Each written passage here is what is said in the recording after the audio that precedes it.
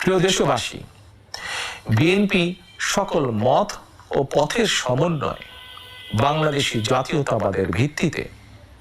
একটি অন্তর্ভুক্তিমূলক, বৈষম্যহীন ও সম্প্রীতিমূলক সরকার প্রতিষ্ঠা, নির্বাচনকালীন দল নিরপেক্ষ তত্ত্বাবধায়ক সরকার ব্যবস্থা প্রবর্তন, রাষ্ট্রীয় ক্ষমতা ভারসাম্য প্রতিষ্ঠার লক্ষ্যে নির্বাহী বিভাগ, আইন বিভাগ ও বিচার বিভাগের ক্ষমতা,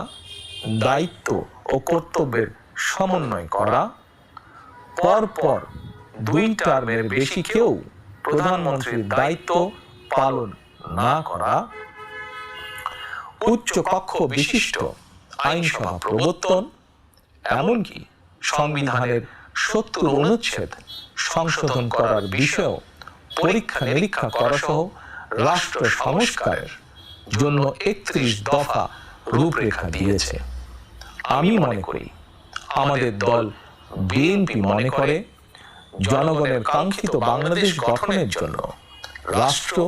ও রাজনীতি সংস্কারের বিকল্প নেই।